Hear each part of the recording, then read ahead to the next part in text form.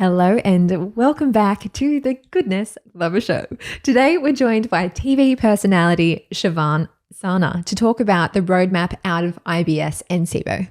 Shivan is an incredible person, a dear friend of ours actually, and you're going to learn a lot about these hidden and unknown causes of IBS. She's interviewed hundreds of the world's leading experts, and actually, you would say a conservative estimate, hundreds of thousands of people have been through her summits and courses from all over the world. So let's dive in.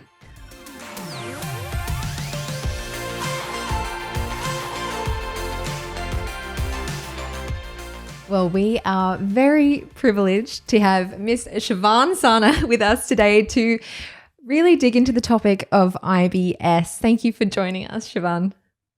Thank you so much for having me. I love talking about this, weird as it sounds. But I never thought I'd get happy about talking about it. But, we need to talk about it more. And IBS, Irritable Bowel Syndrome, is a very unsexy condition and a worse name. And then it's so highly related to a topic that I have been working diligently to train people about and educate and help them to discover SIBO, small intestine bacterial overgrowth, which is the number one underlying cause of IBS. And it can come from, wait for it, underlying cause, food poisoning, even if it was decades ago. Wow. And Wow. that is a big surprise, right? The big It's surprise crazy. revealed straight away. I know. So, Shivan, I know this comes after years of interviewing the top experts in the world. We discussed just before that you've maybe spoken to 300 experts in the last couple of years. You've created, and through your own process of despair with IBS, you've learned all this material, you've distributed it out, you founded SIBO SOS, you wrote Healing SIBO, and you've there it is on the screen there, and you've reached millions in the process. So that's amazing, and we're so excited to learn from you today and learn the best of the best that you've gleaned after all this experience. But I guess before we get into it, it'd be great to hear about your story. When did your journey with IBS start, and how did you dig yourself out of that? Well, when I tell my story, I like to do it in a way to educate other people before someone starts yawning and going, I don't want to hear another story about someone else because my belly's bloated and I'm uncomfy. Know that I'm with you 100%. And I'll try to educate you as I tell you my story. And that is that when I was very young, 5, 6, 7, I went to India with my parents and got very, very sick. And then went on a field trip where we milked the cows, city slicker girl, milking the cows. And we drank some of the unpasteurized milk because we were like being farmers, and got very, very sick. And basically after that, I remember my father, who's Indian, who's very tuned into sort of Ayurvedic cleansing type things, noticed that I wasn't going to the bathroom regularly. And he said something to my mom, like, okay, I'm 7, 8 years old. I remember this. And my mom asked me about it. And I was like, get out of my business. Like, it was my first experience of really remembering shame around a body function. Because I was like, oh, I can tell something's wrong. Why are you up in my face, my grill? And, basically, after those episodes, I wasn't the same, right? So I was constipated, I was bloaty, I was like little skinny kid, poofy belly, and went through life, always was very careful with my diet because I knew something wasn't right. And so I would try all these alternative things. Even I remember going to a nutritionist at 15 years old because I didn't have my license. My mother had to drive me. Like I've really been experimenting with trying to figure stuff out with me for a very long time. And fast forward to a very high pressure TV job and being the weirdo because I was gluten free, legit. Like seriously, people. Okay. But basically, I had a random conversation with another gluten-free person at work, and she's like, I'm on these crazy antibiotics.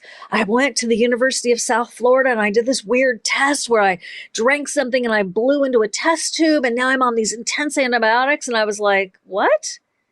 And it just stuck with me. And I was really not doing well because I was also in a moldy building and had been for 20 years. And by the way, totally disavowed that it could possibly be impacting me. And oh boy, did it impact me. Anyway, I called her back and I was like, what were you talking about? Explain. And she gave me enough information so that I was able to get tested, got a false negative, and lost another 18 months because I didn't have them transfer the test results with the graph to the doctor. It just came back with like negative. And getting your test results is really important. Ask for them. You bought them. You own them. And then I finally found someone who we lovingly call the digestive detective. And he spent like a miracle 2 hours with me on my first visit. And while he wasn't originally totally savvy very savvy doctor, but wasn't totally up with the protocols at the moment of what was going on if you had SIBO, I would just walk in with studies. And he'd be like, oh, good, thank you. They didn't teach me this at medical school. Oh, okay, yep. And he'd write the script and off I would go. And that's one of the ways that I really got better and was able to manage this condition. Wow. So what is that like? What did that life look like after? Like, what was it like for you to discuss, get to the root cause, and how did it improve your digestion? It's weird to be relieved by a diagnosis, right? Like, oh, I have SIBO. That's awesome. Right? Like, yay, I finally know what it is. And then you grieve that. And then, it's a very emotional situation, as anyone who's had a chronic condition that didn't know what it was can relate to. Like, I literally dedicated the book to anyone who's had a medical mystery, because I definitely had a medical mystery for a very long time. And what does my life look like after?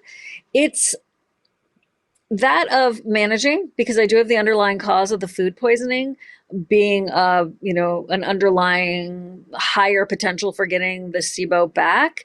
But I always take my Prokinetic, which I can quickly explain what that is. So I do things actively to make sure I don't have relapses, but there is a contentment because I've given up the search and now I'm able to just like manage my life in a way that is much more workable. A chronic condition that is not treated can cause so much havoc in your life. And if you do have a chronic condition and it is treated and treatable, hopefully, your life can be 100% better. Of course, I wanted to be cured after I took my first 2 weeks of rifaximin, but I was shocked. I was like, I'm not better. What's going on? I called the doctor. I'm like, this was a bad drug. I don't know. I was very upset because we're so used to the blessing of being able to often take something and get better.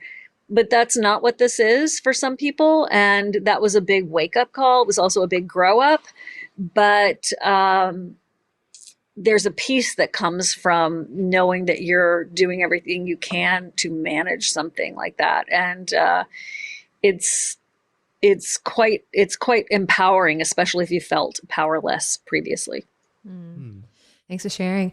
I'd love to talk more about the food poisoning piece, because when it comes to food poisoning, this is not spoken about. Everyone just assumes that food poisoning is just an acute issue.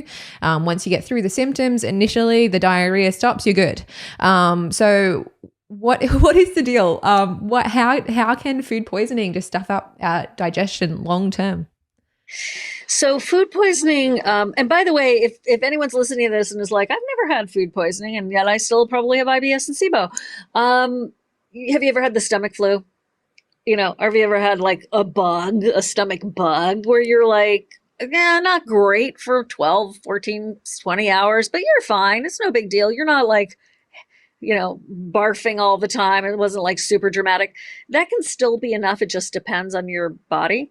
But basically what happens is, in layman's terms, is the bacteria that invades makes your body create an antibody. And that antibody then confuses the mechanism that is the sweeping wave, the crumb cleaner of debris out of the small intestine.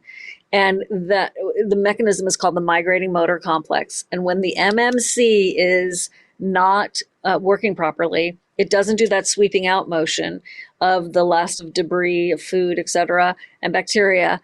you can have an overgrowth of bacteria in the small intestine. And that's what small intestine bacterial overgrowth is. So that migrating motor complex is the key. What can also, harm it would be, or harm its action would be adhesions, where it's literally scar tissue internally pulling tissue, because it's bound.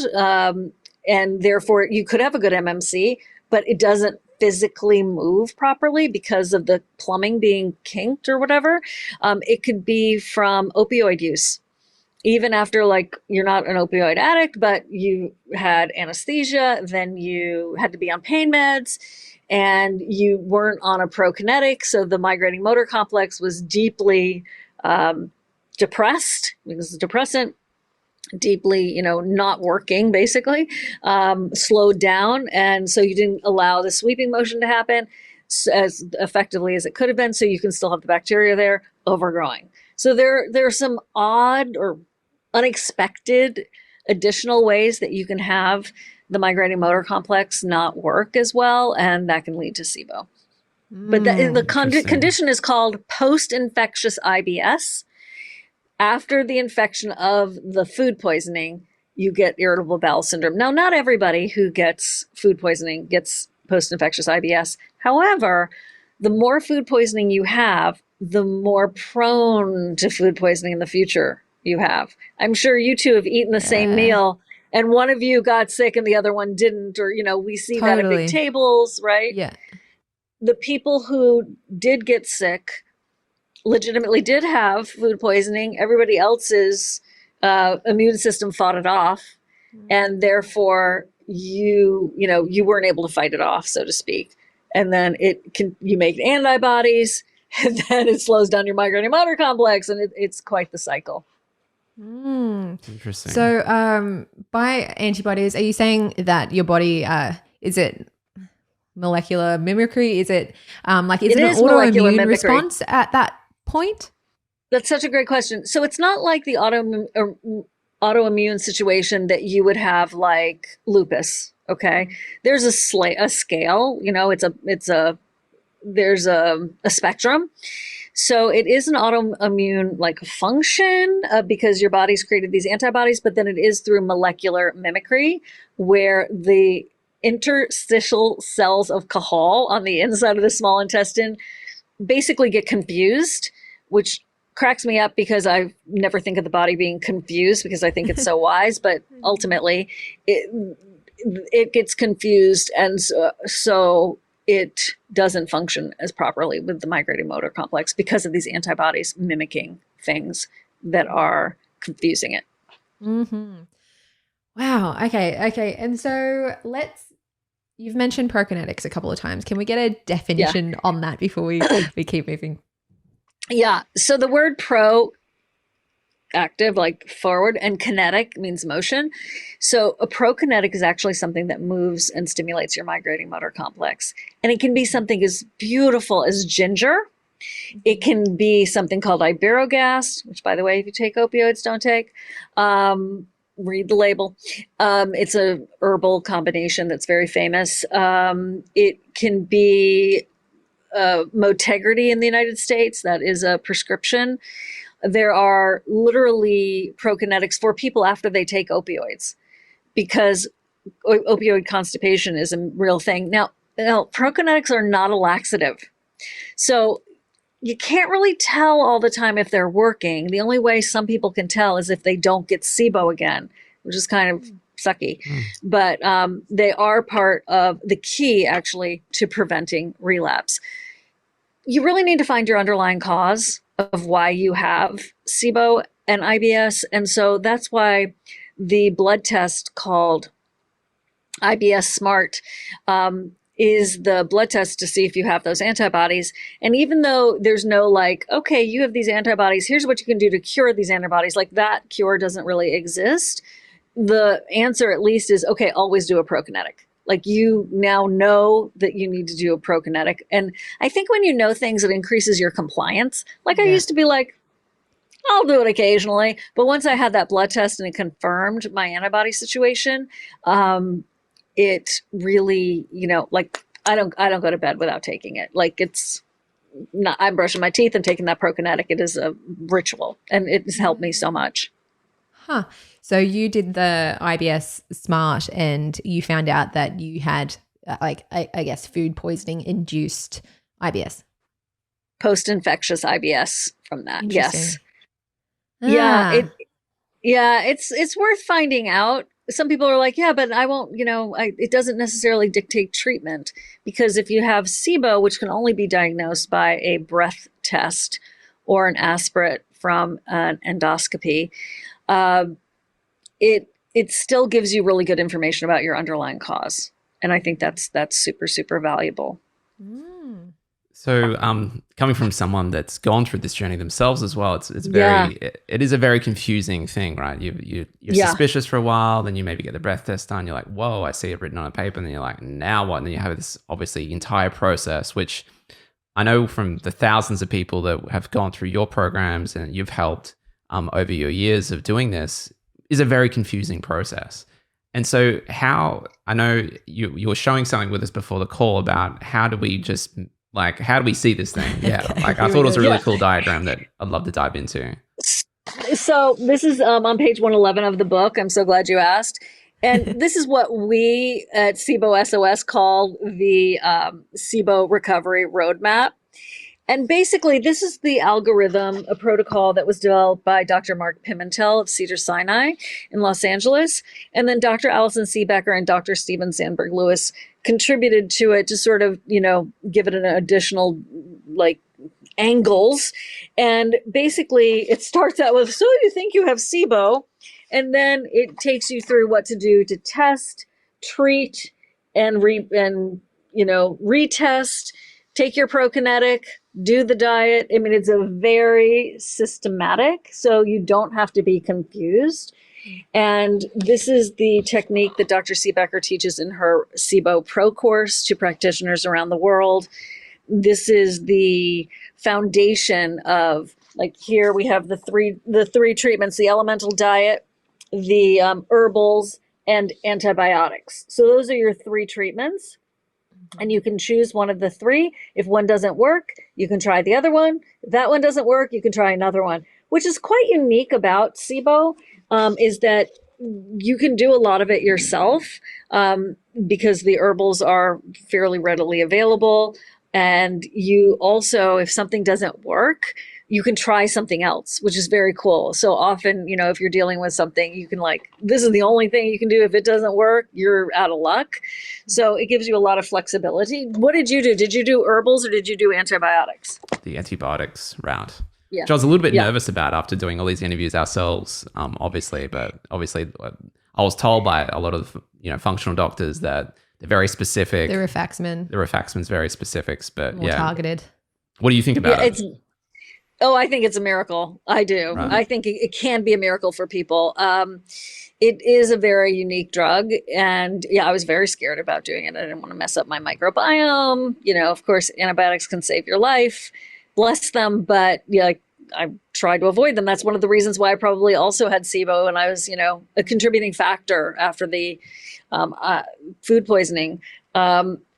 So rifaximin stays in the small intestine. It is the drug given to people who have traveler's diarrhea. So it makes sense if you're trying to reduce a bacterial load to take a drug that's targeted to that kind of bacteria. And it is very unique in that it stays in the small intestine. It's a fascinating drug. And, in all your free time, you can research it and see what it does to help the liver. Really wild. And Dr. Mark Pimentel is the one who figured out, again, that was the right drug. And he's also the one who said, what about using amino acids that are typically just used for a feeding tube that is known as the elemental diet to starve the bacteria instead of just killing it from a blowtorch effect. And so actually the elemental diet is the most effective treatment. And it's usually 14 days. Then you retest. You can find out if you still have overgrowth. And often people will do a few more days. It used to taste disgusting. like vomit. And that's true. I'm not making that up. It was disgusting. But Whoa. over the last few years, several companies have created better tasting elemental diets that taste like super sweet, like milkshakes. I mean, they're not something I'm going to go to a restaurant and order, but it is more palatable because that is all you're doing. Like, it is legit a liquid diet. And if you're worried about losing weight, understandably so, you just have to make sure you're consuming enough calories. So, some people actually gain weight because the nutrition is so readily available, because that's what the elemental diet does. It feeds you, but starves the bacteria. You absorb the nutrition so high up in your digestive tract that it doesn't even make it to the small intestine. And so that starves them. It's very interesting. Very interesting how it works. Very effective. What's in those shakes? Amino acids, like literally the elements of food. But often amino acids are disgusting tasting. And so that's why it had such initially a bad reputation. And some amino acids are sweet, but it's legitimately like the building blocks of food. And you can add some oil to it for the fat. And then you can add some glucose. There's a formula. So on the bottle, if you're getting the tub or whatever, read the instructions, follow those instructions. And Dr. Seebecker has also created a homemade version of it. It's kind of expensive, but going to a lot of doctors, not having the condition resolved, having it rob your life of energy and nutrition, really. The SIBO, that bacteria in your small intestine overgrowing, can lead to malnutrition.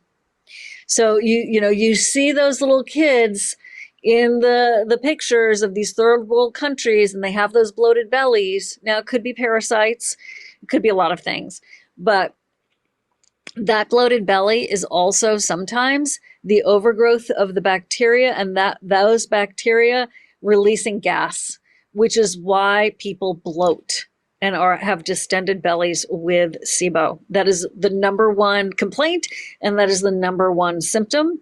But it's also diarrhea, constipation, or alternating diarrhea and constipation. So it's kind of like backwards. I probably should have said that sooner, but just in case anybody's wondering, like, do I have this? Like, if you can relate to some of those symptoms. But keep in mind, it mimics other things. So it does mimic parasites. So please, please, please get a SIBO breath test if it is negative and you did the test properly. And you're like, I'm not really sure. Well, okay, if I don't have that, what do I have? Get a really good parasite test. I found it interesting what you're saying with the elemental diet just being amino acids. And I was just imagining all the gym rats out there just going, man, all those amino acids, this sounds like the best diet ever. And like just showing the ignorance, I guess, in the sense of, that's out there in the community right now, just around what food is and what we actually need for these building blocks. So I was curious to think more about that. So if someone that's more in the general audience now that hears the elemental diet and just think it's like a gym supplement, let's take a step back to someone that's trying to, maybe they're just a bit annoyed. This is how it started with me. It's just like, Sarah was like, are you a bit bloated? And I'm like, I just thought it was just normal to have a bit of bloating now, I guess, at my age or something. And so someone that's maybe at the start point of trying to work out if they have SIBO or they're a bit frustrated at some bloating, what is the path forward, would you think at the start of that map? Where would they begin? What are some simple things they can do before maybe even getting a breath test? Well, first thing, you can adjust your diet. And that means a low fermentation diet. So there are a lot of people talking about IBS, and they will say, do the low FODMAP diet out of Australia, Monash University, amazing. And then they'll be like, okay, bye-bye. That is your life now. You are only going to eat low FODMAP foods, and that's going to manage your IBS. Have a good day. This is where I go crazy. It makes me nuts. Because you need a diverse diet. Okay, low FODMAP is a beautiful thing. It can really reduce your symptoms. Symptom reduction comes from dietary changes with SIBO and IBS. It does not cure it. It does not cure it. Your diet will not cure IBS or SIBO. You can manage your symptoms, though, and feel so much better, like within 3 days, even less for some people. But it is not the only thing. If you can figure out that you had food poisoning and then you can treat it, with herbals, elemental diet, or the special antibiotics, your whole life can get so much better. You don't have to always be the weird one, right? It's fine with me, but you know what I'm saying. You can really expand your diet. So what are some triggers? Onions, garlic, apples. These are all very high FODMAP foods. Please don't make me say all the letters of what FODMAP stands for. They are carbohydrates that are easily fermentable. And so Dr. Alison Seebecker took it a step further and combined this specific carbohydrate diet, GAPS diet, all these different diets, including the low FODMAP diet, and made the SIBO specific food guide. And that is how my book is based on that in terms of the 40 recipes. But it also, I label all the other cool diets that are, we pay attention to in the book, like including biphasic and all that, which is based on the SIBO specific food guide that she created. So if you want to, first thing, lower your fermentable load and get yourself scheduled for a SIBO breath test. Do the prep, which is 12 hours of a special diet that's even more specialized just to reduce feeding the bacteria for 12 hours. Fast for 12 hours. It's all laid out from the lab where you get it. And then do the SIBO breath test. You drink some lactulose, which is a sugar the bacteria love, but that you as a human being cannot absorb. And then you blow into these test tubes every 20 minutes for 3 hours. Send it off to the lab. This is one scenario. You can do it in hospitals and in clinics, but I like doing it at home. And then they send you back the results. Be sure to get the graph, because that way you can see what the parts per million of the bacteria have been releasing, whether it's hydrogen or methane producing bacteria or organisms. And then they have a new test called TrioSmart in the United States. They're trying to go global. This is the same lab that does the IBS Smart test created by Dr. Mark Pimentel, Gemelli Labs. And they're now testing for all 3 gases. So previously, and a lot of people are just doing hydrogen and methane gases, which is great. If you can't get the TrioSmart, don't worry about it. You can only get a 2-gas breath test, go for it. But get the test and see if you have SIBO, and then you can do a protocol, and then you can get better. And you might have to do the protocol a couple of times, retest in the middle, after a couple of protocols, a couple of treatment plans, so you can see, because every treatment plan is going to reduce that bacterial load. It probably, if you have high numbers, won't do it on the first round. And that was also very unusual. Not only could you choose from 3 treatments, but you may have to do them over again to get where you want to go. But it can be done. It really can be done. Mm-hmm. Interesting. So I know some people in our community are a little bit, maybe they've brought a SIBO test up with their doctor and they've been met with skepticism. So and I would be it would be me not being completely honest if I wasn't I trusted the test, but I was like, how accurate is this test? So for someone that's in that ballpark trying to work out is, answering that question, or perhaps have met that cynicism from their doctor, what would you say to that? I would say that if you do the breath test prep properly, and if the lab you're using calibrates their machines frequently, if like Aerodiagnostics in the United States using Quintron equipment and just fanatical about the calibration, you're in pretty good shape with that. I would worry more about the interpretation than the machinery and the test. And that's why I want everyone to get their numbers, so that if the doctor doesn't know how to read it properly, you can have someone else read it. Also, let's say you're on a borderline between positive and negative. If you are on the borderline or slightly negative, but you still have symptoms, most practitioners are going to say that's positive.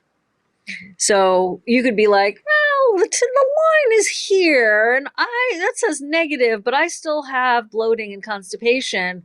That's positive.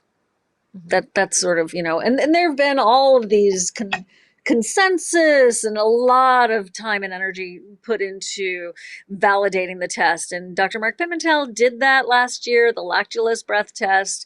If you're not going to have the endoscopy, which is very invasive, that is the gold standard and it has been validated. So if a doctor's not up to speed on that, then I feel like, you can walk in with the studies and the results and, really help to convince them.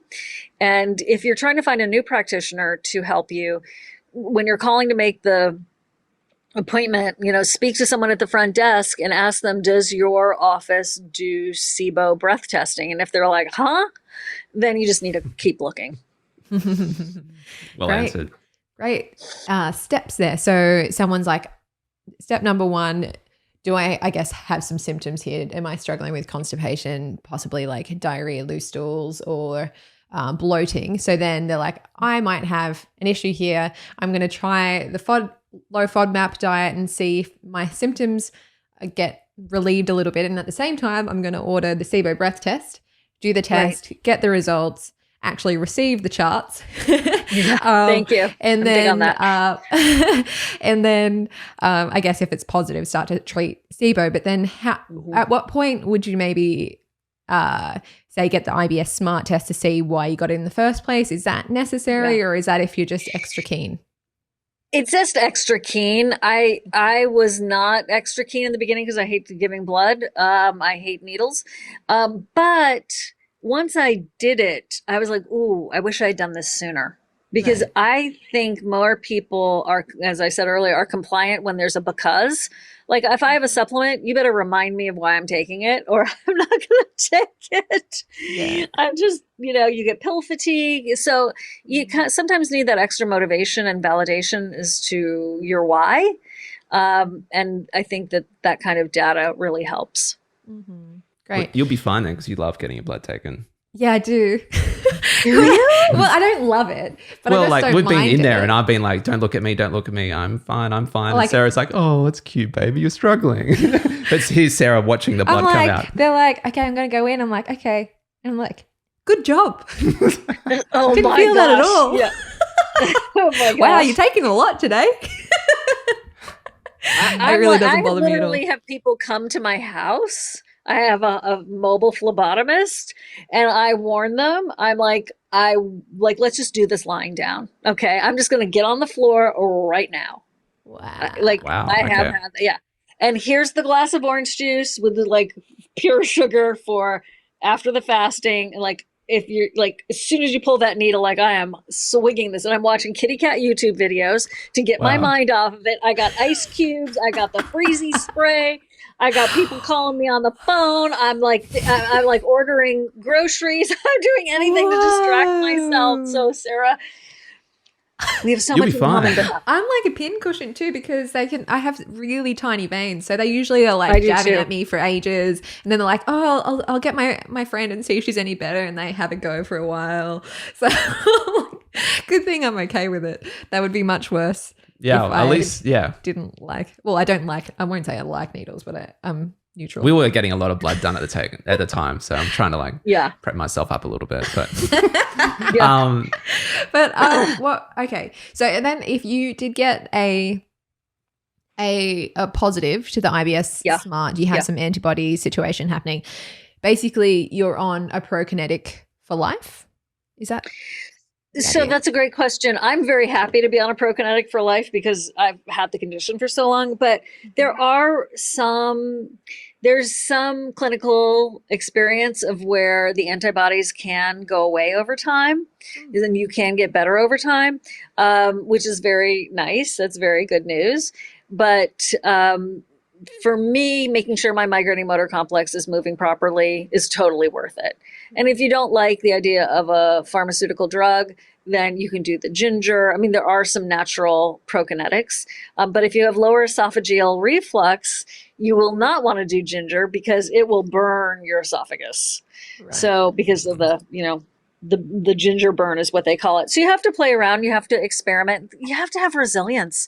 And I guess that's the message of hope I want to leave everybody with, is that there are answers. It's not just about being on a special diet. You can eat more food eventually. You don't have to, starve your microbiome of certain foods. And that doesn't mean you'll be eating garlic for breakfast, lunch, and dinner in the future. But there are a lot of workarounds. There are a lot of people that have gone before you and have figured a lot of this out. And so while it can be very confusing and frustrating, you're not alone. There is support, there are answers, and it doesn't have to really, it can be so expensive in the search. The search is expensive.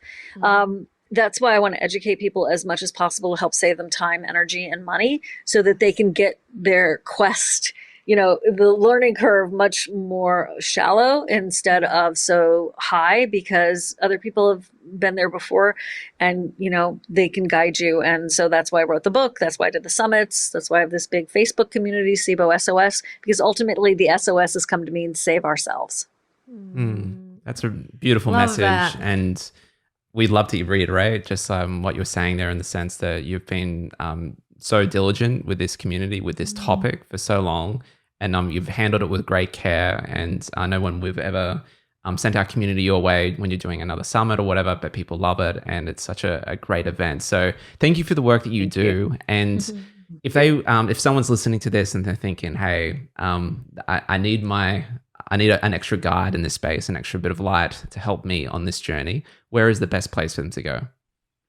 Go to SIBOSOS.com, and we have SIBO Recovery Roadmap course available. You can download that algorithm for free, so you can sort of check it out. But then the course takes you step by step. We hold your hand. There's also a great Facebook community, SIBO SOS, with 20,000 people, and they're talking about it nonstop, 24/7 around the world. So you do have a lot of support. SIBOSOS.com. Excellent. And then the book, where can people get their hands on that wonderful new piece? Thank you. It is on Audible. It's on Amazon. It's getting translated into Polish. Thank you. Polish. And, Wow. I'm very excited they about all that. say. I can say multiple languages now. And the Audible was done by an award-winning actor. She actually did the Vice President of the United States Audible book. I was very happy. I was like, ooh, fancy. That is pretty cool. Fancy. She's award winner is cool. And it's on Kindle and, Barnes & Noble, where most books are sold. So, I hope everyone can get a hold of it.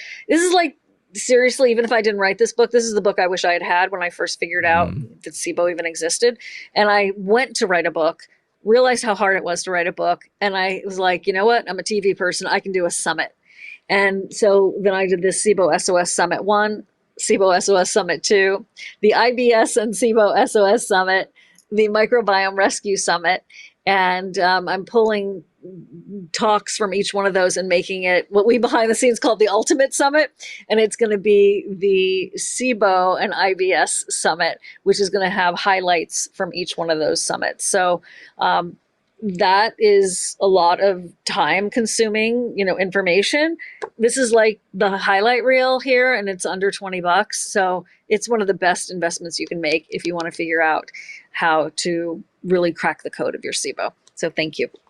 Thanks for having me, guys. Definitely check out her book. And I think that's a great reflection. You said, like, we live in a day and age where you can say SIBO to doctors now, and to particularly people that have been trained in it, and you're not going to be met with blank faces. Like, it's something we understand. There's resources, there's testing, there's $20 books, which it wasn't so long ago where no one had any of this resources. Sounds like you, Shivan, had a much harder journey trying to figure it out because no one knew what it was, and none of these tests were as available, I guess, as they are now. So, yeah. And I think, that's just an important place for us all to reflect upon, of how amazing this technology is, that wherever you're listening to in the world, wherever you're watching the world, that there's help out there. Don't be discouraged.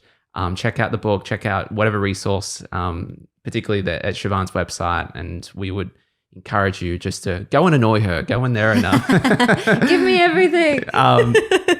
Write her an email and say, I want it all. But no, seriously, thank you so much, Shivan, for everything you do. And it's so cool to hear your journey. We spent actually hours either side of this conversation talking to you about so much. And you're such a spiritual person. And your combination of your journey and being a TV personality combined to help so many people. So thank you so much for the work that you do. Thanks, guys.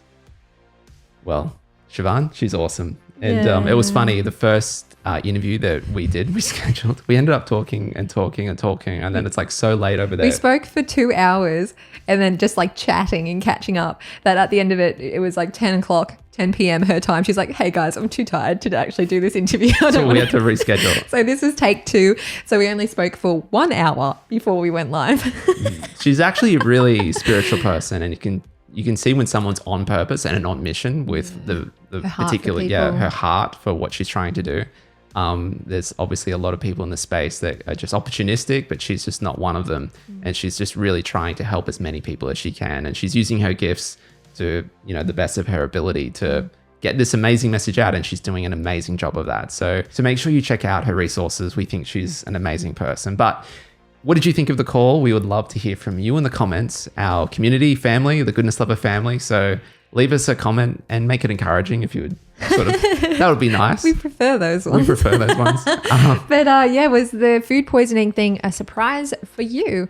Had you heard of that hidden cause, or about maybe there being kinks or just in the digestive tract that makes SIBO develop, or the MMC compromised? Have you heard about any of that? What about Prokinetics or those fancy tests that she discussed? We'll have a very educated discussion in the comments this week. So we're looking forward to it. Give us the thumbs up while you're there. And if you want to be a great supporter of the channel, make sure you click that subscribe button. That helps us in the YouTube algorithm land, and hit that notification bell. So thanks for joining us once again, and we will see you next week.